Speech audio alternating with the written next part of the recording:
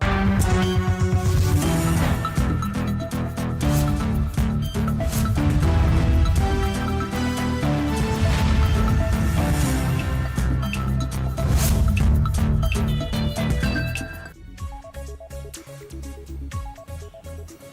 afternoon. I trust that your day is on well.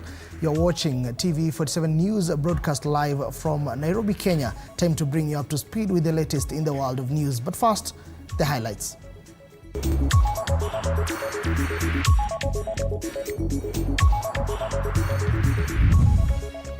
A section of leaders from the coastal region want President William Ruto to consider them for the position of state jobs. Rais William Ruto na BAMBA tunasema kwamba pwani inastahili kwa uchache sana makatibu 6. Bethel Church victims who were punished by the pastor in the name of exorcism in Kapkwen, Bomet County called for justice. Anaanza kutupiga hadi wanatuombea. Tunaomba tu kweli akitembeke kwetu. Environment Cabinet Secretary Eden Duale has defended President Ruto's move to allow northeastern residents receive national identity cards without scrutiny. We are going to stand with you. You are on the right side of history. You are redefining the country called Kenya. Once again, welcome to the broadcast. My name is Moige and this is TV47 News Now. We start off from the coast, where a section of members of parliament from the coast region want President William Ruto to consider them for the position of state jobs and different parliamentary committee members' department. Speaking in Diani, Kwale County during a coast parliamentary group meeting led by their chairperson, Danson Mwashako, the MPs say they should be given a slot at least in every committee and 6 nominations for principal secretaries. Mwashako is also the member of parliament for Undai, emphasized that the time has come for one of them to lead the most powerful budget and appropriation committee in the August House. His sentiments were backed up by Mombasa-nominated Senator Miraj Abdullahi, who noted that the coast MPs lack a representation of both Senate and National Assembly committees. Na sisi kama viongozi wa pwani tumeangalia sana wale walioteuliwa kwa makatibu PS. Na Kenya nzima tuko kwa pwani ni 4 tu ambao wako kwa kama makatibu. Tumesema kama vuguvugu kama viongozi wa pwani wanapofanya mabadiliko hayo, Rais William Ruto na baba tunasema kwamba pwani inastahili kwa uchache sana makatibu 6. Tukipewa chini ya 6 basi itakuwa si sawa, itakuwa bado kuna ile hali ya kwamba pwani inazidi kubakishwa nyuma. So tunasema kwamba pwani ipewe makatibu 6. Tuache masuala ya ukabila. Ni vyema kwa sababu tuko katika serikali ya broad based. Sisi kama wapwani kupewa nafasi ya mwenyekiti wa budget katika bunge la kitaifa. Kwa sababu moja ambayo mimi kama mwanamke imekuwa ikinihuzunisha sana. Uchumi wa Kenya unaimarishwa na fedha nyingi ambazo zinatoka katika bandari yetu ya pwani. Kwa nini iwe katika kamati zote watu wanazungumzia jamii 2 peke yake? Hili ni jambo ambalo sisi wa pwani tunaendelea kuunga serikali, lakini inafika wakati tunaona kwamba hatupatiwi usawa. Lakini tunataka rais pia akikuja ajue barabara zote za pwani vile ametaja huko northeastern. Now, residents of Kapkwen, Bomet County have called for justice and shutting down of a Bethel Church following reports of corporal punishment by the pastor. Speaking in Kapkwen Market, where one Mercy Cherotich is nursing serious injuries inflicted by the pastor in the name of exorcism. Residents have asked the government to make sure the said pastor is arrested and brought to book.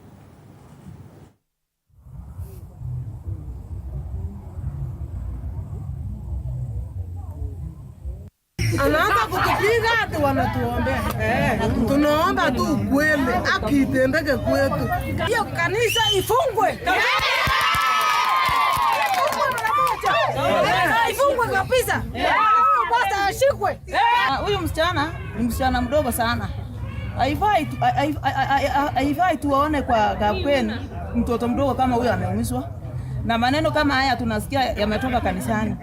We really condemn with the strongest term the acts of ancillaries, of brutal acts of pastors beating or exercising spiritual acts of religion. And even the situation that happened in Shakahola was just condoned acts of impunity that is happening in our church. We are asking everybody, and also the members of the public, let's take restraint, let's be cautious of the religions that are happening in our communities nowadays, especially the conmanship in our churches. Na sheria ambao ilikuwa imejadiliwa bungeni National Assembly kuhusu regulation of churches. So tunaomba wabunge warudishe hiyo mjadala bungeni na wapitishe. Ndio kila kanisa iwe na leseni before ifunguliwe. In other news, Environment and Climate Change Cabinet Secretary, that is Aden Duale, has called upon the residents of Northeastern and Kenyans to firmly stand with President William Ruto in what he termed as his quest to reset and redefine the country. Cabinet Secretary Duale was reacting to recent comments from a section of leaders and Kenyans who are criticizing the president's decision to abolish the vetting process for Kenyans seeking national identity cards. The decision sparked debates, with critics arguing that it could allow non-Kenyans to obtain ID cards without proper scrutiny.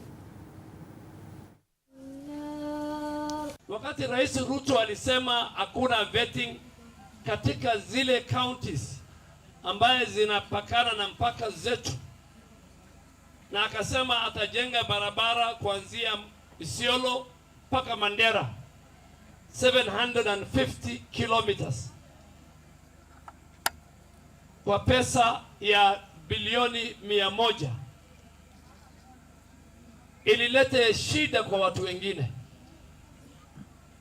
Watu wengine wakaanza kusema, kwa nini Ruto anatoa vetting?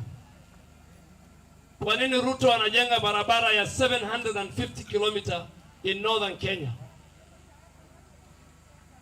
Mimi nataka niseme hapa leo kama waziri wa Kenya, yale Ruto amefanya ni ya kwamba ametimiza katiba ya Kenya. President Ruto has fulfilled a constitutional provision, Article 10 of the Constitution, that everybody in Kenya will be equal. President Ruto, we are going to stand with you. You are on the right side of history. You are redefining the country called Kenya. Usitishwe na watu wadogo. We will stand with you. The people of Northeastern deserve equal rights like all other Kenyans. A section of leaders drawn from Narok, led by Governor Patrick Ole Ntutu, have strongly condemned social media users for what he said as spreading hateful messages aimed at the former Independent Electoral and Boundaries Commission chairperson Wafula Chebukati, who died on Wednesday last week. Speaking in Oloposi Muram in Narok County during the launch of a sheep's selling yard, the governor castigated netizens for their lack of empathy towards the family who are mourning their kin. The leaders praised Chebukati as a courageous Kenyan who ensured that democracy prevailed. The majority leader, Narok County Assembly Sonkoi Lemain, asked Kenyans to refrain from using social media to spread hate, instead pray for the bereaved family.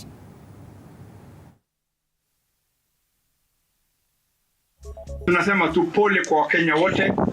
Tunajua Chebukati alitufanyia kazi nzuri sana wakati tulipokuwa tunachaguliwa.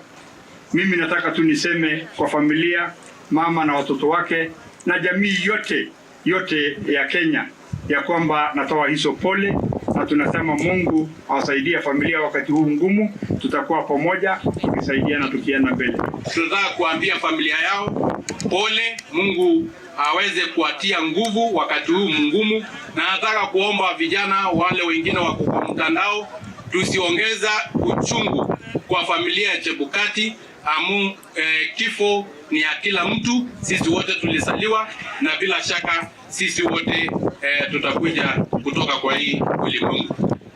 Na sisi kama viongozi tunataka kutuma rambirambi zetu kwa familia yake yote, na kwa sababu ya familia yote ya Kenya, kwa sababu tumepoteza kiongozi. In other news, in an effort aimed at boosting education sector in the country, Light Group of Schools hosted this year's edition of the prestigious World Scholars Cup to equip learners with skills in debating and writing. The competition brought together over 4,000 students from various schools across the country and beyond. The competition, held in Nairobi, featured a range of intellectually stimulating events, including debate, collaborative writing, and the Scholars Ball.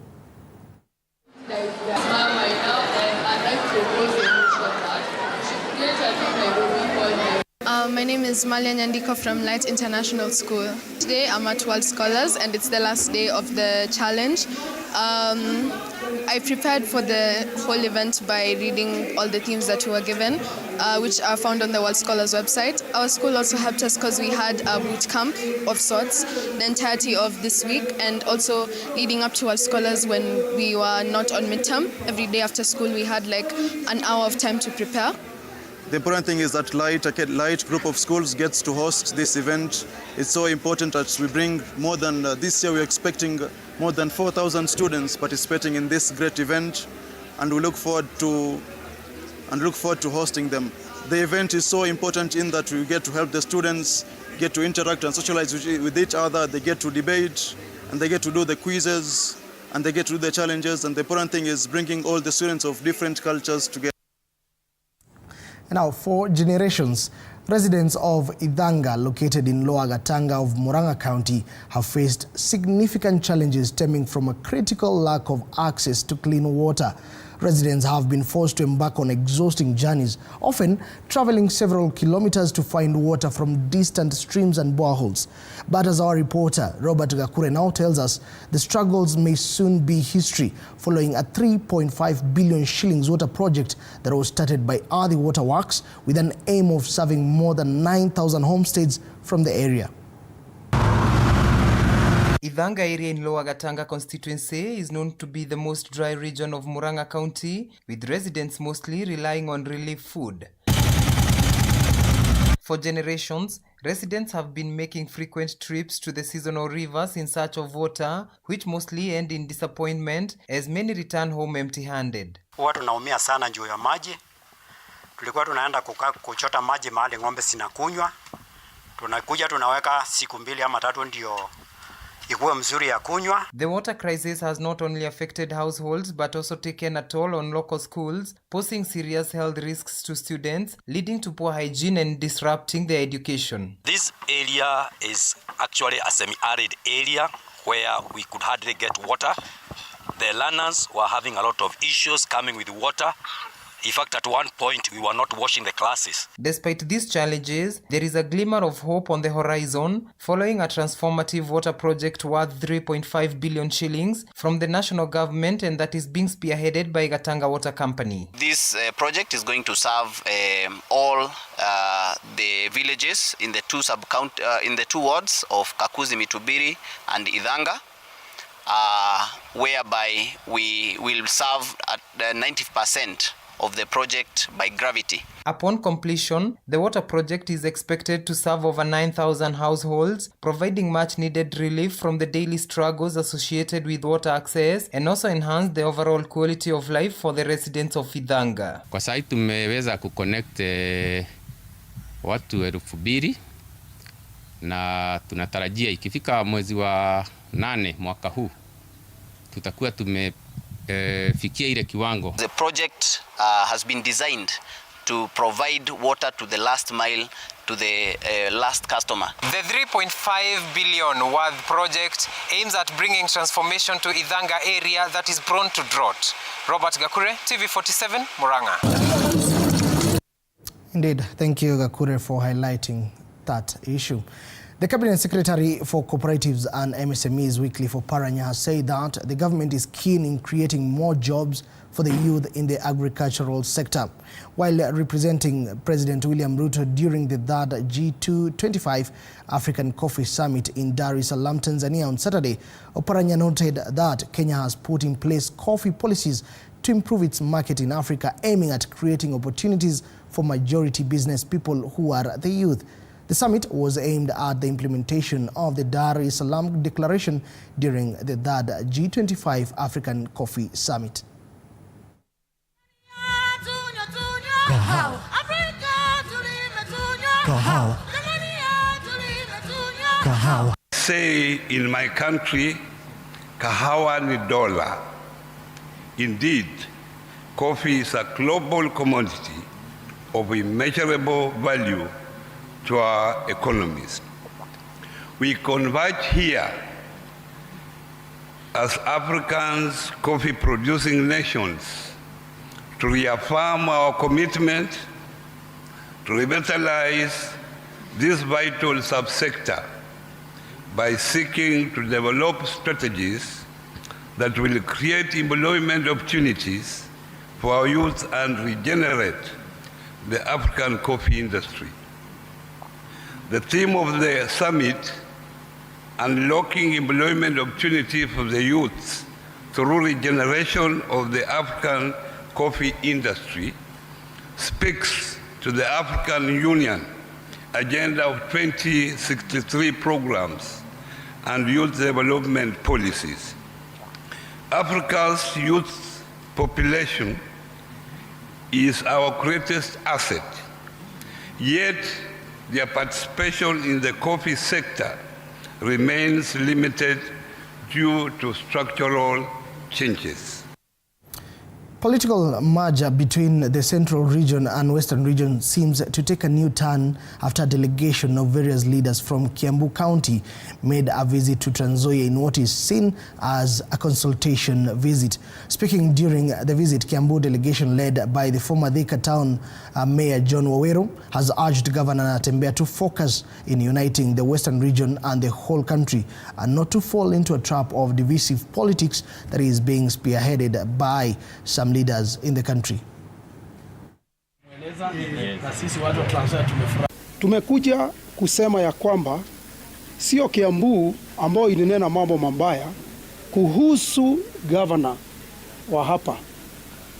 Sasa sisi tumekuja kusema kwa watu wa hapa, tumekuja kuleta msamaha na kuomba msamaha kwa governor wetu kwa yale maneno ambayo ilisungumuzwa na mheshimiwa Ichong'wa. Tumekuja kupeana pole zetu kwa heshima kubwa, na tukakuja mpaka na watu kutoka Kikuyu constituency ili tuonyeshe unyenyekevu wa watu wa Kiambu, kwa sababu sisi ni wa Kenya na sisi tunataka kukaa kama jamii moja. Tumetumwa na watu wa Kikuyu constituency kukuja kukuambia Governor Natembeya hayo matamshi mabaya ulionenewa katika mazishi hayakuwa matamshi ambayo Kimani Ichung'wa alitumwa na watu wa Kikuyu constituency. Hayo yalikuwa ni maoni yake binafsi. Sisitiza ya kwamba huo haukuwa msimamo wa watu wa Kiambu County, na hatutaki siasa za kugawanyisha watu kwa misingi ya kikabila, na tunataka Wakenya wote waungane ili tuweze kuaddress ile mambo ambayo ina affect the whole country. Haswa tunafurahia watu wa kutoka Kikuyu constituency wametuhakikishia kwamba wao wamekuja kuomba msamaha kwa niaba ya Ichung'wa ambaye alikosea governor wetu. Okay. And in other news, strengthening of networks in technical institutions in the country will strengthen research and digital employment, which is the best way to tackle unemployment in the country. This is according to Bungoma National Polytechnic Management after receiving internet equipment from a well-wisher.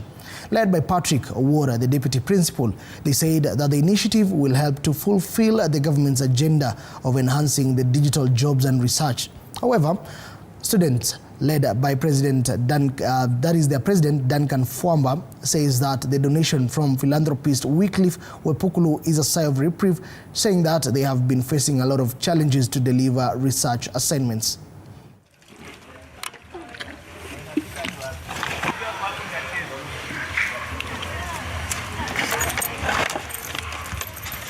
But we understand that with the D-Link infrastructure, it is going to be more robust and is going to do a lot, and especially to our students in the area of research, in the area of training. And so from today henceforth, I want to thank Bwana Wesley for this gesture. And I want to say that as an institution, we are grateful for partnering with such kind of men and women who are willing to come and partner with us so that this institution can go to a greater height. We are grateful to have this very serious research area in digitalization. Actually, it is key because all students will be geared towards doing their research. We know it's going to go a long way in assisting students and also propelling the college agenda of digitalization. This is now 21st century. Now most of these jobs zinafanywa pale online. Akasema mbona huyu kijana ambaye ako shule asianze kujifunza 1 2 3 skills akiwa bado shule ili akitoka kama bado hata hajapata ile kazi ambayo anataka. Wengine wetu tumeona vijana ambao wamefanikiwa through online jobs and everything. Mtandao kwa hii shule tumekuwa nyuma kidogo, lakini kwa saa hii imekuwa sasa booster na tunajua tumeisonga sasa step nyingine mbele. Inaenda kusaidia wanafunzi kwa shughuli ya masomo, inaenda kusaidia wanafunzi kubrowse. Tuko na skills za Jitume program na saa hii tukikuwa na wifi hapa sisi tutakuwa na pesa mfukoni, si ndio? Tunaposoma tuko na terms mingi sana ya kugoogle. Tulikuwa na mchango mpya mingi ya sana ya kununua bundles. In case unanunua bundles inachukua muda kidogo na inaisha kama hujamalizia assignment. And in other news, tension remains high along the Todoyang border. That is with the suspected ongoing clashes between Turkana fishermen and members of the Dasanech community, as this is the second time the Ethiopians have launched an attack at the border. On Saturday evening, that is just some few hours ago, the Turkana North Member of Parliament, Ekwom Nabun, called on the Cabinet Secretary for Interior, that is Kipchumba Murkomen, to intervene on this particular matter and swiftly and prevent further loss. He posted on his X account, and I quote, "We are receiving disturbing reports of killing of more than 20 fishermen in Todoyang area of Lake Turkana by the Dasanech of Ethiopia. The numbers could be higher. The situation is extremely bad. Rescuers must move fast to secure our people." The massacre is happening in the Kenyan soil, which is occupied by well-armed Ethiopian militias.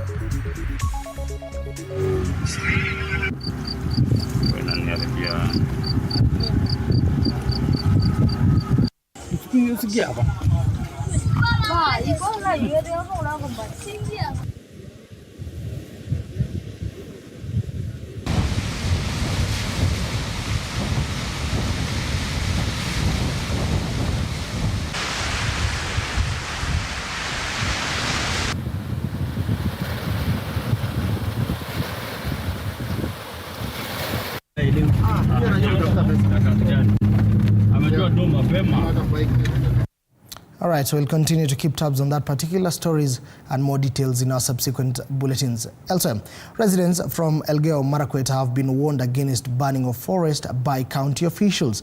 This is according to the CEC in charge of Environment and Natural Resources in Elgeyo Marakwet County, Jason Lagat. According to the CEC, strong legal action will be taken against any resident who will continue, or rather continues to burn forest and destroy the environment. Past 2 days we've experienced fires from around Chesuman area, that is Aror area, and also parts of Soy North wards, and that is very wrong. They are dangerous. It's destroying whatever we are really trying very hard together with the or good citizens of our county, ensuring that we increase our tree cover in this county. So my only, I'm urging our population, general population, the general public, that during this season, let's not destroy our ecosystem. Let's be our environmental lovers, and we maintain preparation of our lands in the lowlands and also the highlands, and avoid destroying the escarpment through these wildfires. The law, of course, prohibits growing or destroying that escarpment, and as a county we are working very closely with other agencies to ensure that we observe the law as a county and ensure that we preserve that and cut down even on the unfortunate happenings that has happened in the past of these mudslides, and even we've seen deaths in the past.